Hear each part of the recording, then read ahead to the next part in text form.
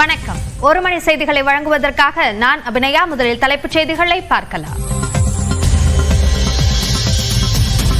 முதலமைச்சர் மு.க. ஸ்டாலினை தனியாக சந்தித்து பேசிய திருமாவளவன். விடுதலை சிறுத்தைகள் கட்சியின் மது ஒழிப்பு மாநாட்டில் திமுக பங்கேற்பதாக அறிவிப்பு. அக்டோபர் 2ஆம் தேதி நடத்துகிற மாநாட்டில் திராவிட முன்னேற்றக் கழகத்தின் சார்பில் அமைப்பு செயலாளர் R.S. பாரதி அவர்களும் செய்தி தொடர்பு செயலாளர் T.K.S. இளங்கோவன் அவர்களும் பங்கேற்பார்கள் என்கிற உறுதியை வழங்கியிருக்கிறார். திமுக விடுதலை சிறுத்தைகளிடையே விரிசல் இல்லை என திருமாவளவன் உறுதி. மது ஒழிப்பு மாநாட்டை தேர்தல் அரசியலோடு இணைத்து பார்க்க வேண்டாம் என பேட்டி. தேர்தலுக்கு இதுக்கும் எந்த சம்பந்தமும் இல்லை. இப்ப நாங்கள் நடத்துவது தமிழ்நாட்டில் ஆயிரக்கணக்கான பல்லாயிரக்கணக்கான கைம்பெண்கள் கண்ணீர் சிந்த வாழ்ந்து கொண்டிருக்கிறார்கள், அல்லல்பட்டுக் கொண்டிருக்கிறார்கள். அவர்களின் கோரிக்கையைத்தான் நாங்கள் முன்னிறுத்தி இந்த மாநாட்டை நடத்துகிறோம். தமிழ்நாட்டில் நிர்வாக சிக்கல்களை கருத்தில் கொண்டு படிப்படியாக மதுவிலக்கை அமல்படுத்த நடவடிக்கை. முதலமைச்சர் உறுதியளித்ததாக திருமாவளவன் தகவல். மதுவிலக்கு தமிழ்நாட்டில் நடைமுறைக்கு வர வேண்டும் என்பதில் எங்களுக்கு எந்த மாற்று கருத்தும் இல்லை. நிர்வாக சிக்கலை கருத்தில் கொண்டு படிப்படியாக அதனை எவ்வாறு நடைமுறைப்படுத்த முடியுமோ அவ்வாறு நடைமுறைப்படுத்துவோம் என்றும் மாண்புமிகு முதல்வர் அவர்கள் கூறியிருக்கிறார். மது ஒழிப்பு என்ற பெயரில் அப்பட்டமான அரசியல் நாடகம். திருமாவளவன் மீது முன்னாள் ஆளுநர் தமிழிசை சாடல். டெல்லியின் புதிய முதலமைச்சர் ஒரு வாரத்தில் தேர்வு செய்யப்படுவார் என அமைச்சர் சௌரவ் பரத்வாஜ் பேட்டி. ராஜினாமா கடிதத்தை துணைநிலை ஆளுநரிடம் நாளை அளிக்கிறார் அரவிந்த் கெஜ்ரிவால். உத்தராகண்டில் நிலச்சரிவு ஏற்பட்ட பகுதியில் இருந்து மீட்கப்பட்ட 30 தமிழர்கள் டெல்லி பயணம். இரவு அல்லது நாளை காலை சென்னைக்கு திரும்ப வாய்ப்பு. கரூர் மாவட்டம் கடம்பூர் அருகே காணியாளம்பட்டி உள்ளிட்ட 7 ஊராட்சிகளில் கடையடைப்பு. கடந்த 10ஆம் தேதி பேக்கரி மீது தாக்குதல் நடத்தியவர்களை கைது செய்ய கோரிக்கை.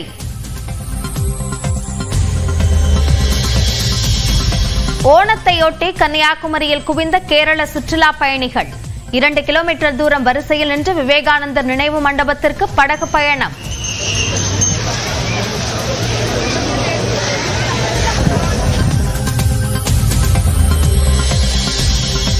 தமிழ் நடிகைகள் குறித்து அவதூறாக பேசிய புகாரில் டாக்டர் காந்தராஜ் மீது வழக்கு பதிவு. காஞ்சிபுரத்தில் பேரணி செல்ல முயன்ற சாம்சங் ஆலை ஊழியர்கள் 100 பேர் கைது.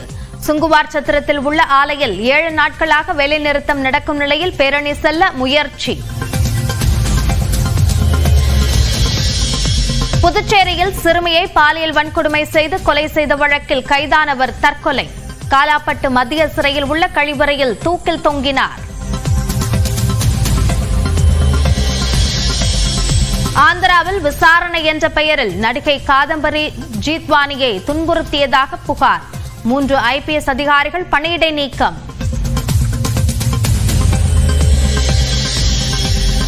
முன்பதிவில்லா பெட்டிகளை கொண்ட வந்தே மெட்ரோ ரயில் பெயர் நமோ பாரத் ரேபிட் ரயில் என பெயர் மாற்றம். முதல் ரயில் சேவையை குஜராத்தில் தொடங்கி வைக்கிறார் பிரதமர்.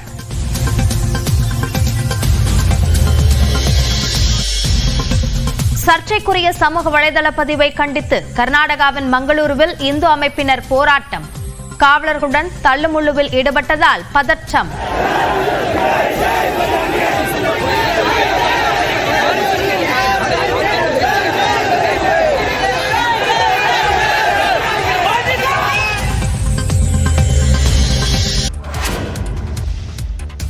தயவு செய்து இன்னொரு பத்திரிகையில இத்தனை ஜாதி பெயர்களோடு அடிக்காதீங்க. நம்ம எல்லாம் மனிதர்கள், நாம் அத்தனையும் தாண்டி உழைப்பாளிகள், அதை மட்டுமே நம்பக்கூடியவர்கள். இதை நான் என்னுடைய வேண்டுகோளாக உங்க அத்தனை பேருக்கும் வைக்கிறேன். நெல்லை தூத்துக்குடி நாடார் மகமை பரிபாலன சங்க கட்டட திறப்பு விழாவில் திமுக எம்பி கனிமொழி கொடுத்த அட்வைஸ் தான் இது. சென்னை எழும்பூரில் நடந்த நிகழ்ச்சியில் பங்கேற்று பேசிய கனிமொழி எம்பி, பத்திரிகையில் இடம்பெற்றவர்களின் பெயர்களில் இருந்த சாதி பெயரை சுட்டிக்காட்டி ஜாதி மதம் என்ற எந்த காழ்ப்புகளும் இருக்கக்கூடாது என்று கேட்டுக்கொண்டார். இது தந்தை பெரியாருடைய மண், பேரறிஞர் அண்ணா அவர்களுடைய மண். கல்வி கண்ணை இந்த ஜாதி மதம் என்ற எந்த காழ்ப்புகளும் பிரிவுகளும் இருக்கக்கூடாது என்ற ஒரே காரணத்திற்காக தன் வாழ்நாளெல்லாம் உழைத்த பெருந்தலைவர் காமராஜர் அவர்களுடைய மண், தலைவர் அவர்களுடைய மண். தமிழ்நாட்டில் இருக்கும் வியாபாரிகள் வெளிநாடுகளுக்கு பொருட்களை அனுப்பி வைக்கும் அளவுக்கு தொழிலை விரிவுபடுத்த வேண்டும் என்றும் கனிமொழி கேட்டுக்கொண்டார்.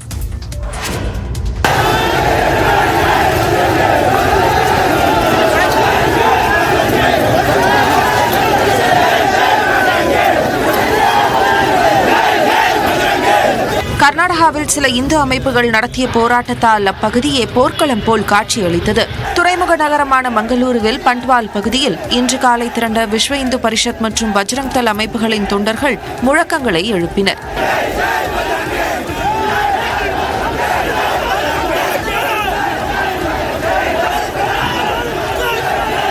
ஒரு கட்டத்தில் போராட்டக்காரர்களை கட்டுப்படுத்த முடியாமல் இரும்பு தடுப்புகளை வைத்து காவல்துறையினர் தடுக்க முயன்றனர். ஆனால் அதையும் நெட்டித் தள்ளி போராட்டக்காரர்கள் முன்னேறினர்.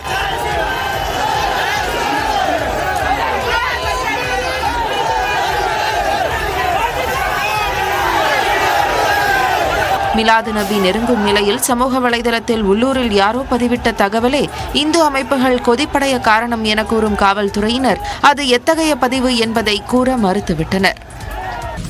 டெல்லி முதலமைச்சர் பதவியிலிருந்து ஓரிரு நாளில் விலக உள்ளதாக அரவிந்த் கெஜ்ரிவால் அறிவித்துள்ளார். மக்களின் தீர்ப்பை அறியும் வரை முதலமைச்சர் நாற்காலியில் அமர மாட்டேன் என்றும் சூளுரைத்துள்ளார். ஆனால் இது அரவிந்த் கெஜ்ரிவாலின் அரசியல் சூழ்ச்சி என்று பாஜக விமர்சித்துள்ளது.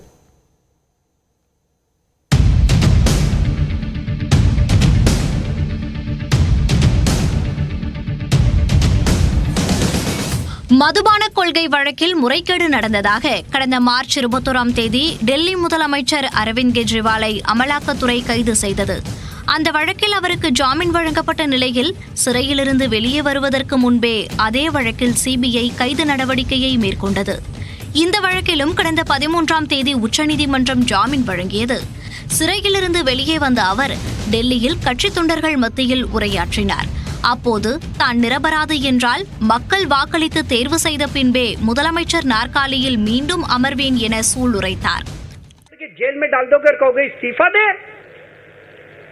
मैं सारे मुख्यमंत्रियों से आज हाथ जोड़ के विनती करना चाहता हूं, इनका ये नया फॉर्मूला भी आम आदमी पार्टी ने फेल कर दिया, जो इन्होंने नया फॉर्मूला बनाया। ஆம் ஆத்மி மற்றும் தம்மை நிலைக்குலைய செய்ய வேண்டும் என சிறைக்கு அனுப்பிய பாஜகவின் எண்ணம் ஈடேறவில்லை என்ற கெஜ்ரிவால் தாம் குற்றவாளியா அல்லது நிரபராதியா என்பதை மக்களிடம் கேட்க விரும்புவதாக தெரிவித்தார். 2 दिन के बाद, आज से 2 दिन के बाद मैं सीएम की कुर्सी से इस्तीफा देने जा रहा हूं।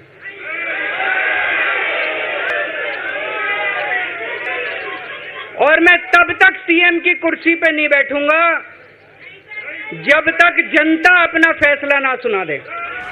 ஜனநாயகத்தை காக்க ராஜினாமா முடிவை எடுத்துள்ளதாகவும் கர்நாடகா, கேரளா, மேற்கு வங்க முதலமைச்சர்கள் மீதும் வழக்கு பதிந்து புதிய விளையாட்டை மத்திய பாஜக அரசு ஆடுவதாகவும் அவர் குற்றம் சாட்டியிருந்தார். அடுத்த ஆண்டு பிப்ரவரி மாதம் டெல்லியில் சட்டமன்ற தேர்தல் நடைபெறவுள்ள நிலையில் முதலமைச்சரின் இந்த அறிவிப்பு டெல்லி அரசியலில் சலசலப்பை ஏற்படுத்தியுள்ளது. டெல்லி முதலமைச்சர் அரவிந்த் கெஜ்ரிவாலின் ராஜினாமா அறிவிப்பு ஒரு நாடகம் என்று பாஜக தேசிய செய்தி தொடர்பாளர் ஷாசியா இல்மி விமர்சித்துள்ளார். राजनीतिक पैंतरेबाजी के उस्ताद हैं अरविंद केजरीवाल। वो जानते हैं कि वो इस्तीफा उनको 5 महीने में, जब वो लगातार जेल में थे, तभी दे देना चाहिए था. பதவி விலக முடிவு செய்த பிறகு அரவிந்த் கெஜ்ரிவாலுக்கு அவகாசம் ஏன் என்று டெல்லி காங்கிரஸ் தலைவர் தேவேந்திர யாதவ் கேள்வி எழுப்பியுள்ளார். देखिए, माननीय केजरीवाल जी ने आज हमें मालूम हुआ है कि उन्होंने घोषणा की है कि अगले 2 दिन में वो इस्तीफा देने जा रहे हैं. ஆனால் இதற்கு பதிலளித்த அமைச்சர் அதிஷி தொடர் விடுமுறையால் 2 நாட்களுக்கு பின்பு அரவிந்த் கெஜ்ரிவால் ராஜினாமா செய்வதாக விளக்கம் தந்தார். उसका तो सिंपल सा रीजन है, आज संडे है और कल छुट्टी है ईद की, तो नेक्स्ट वर्किंग डे ट्यूसडे है, इसलिए 2 दिन का समय चाहिए।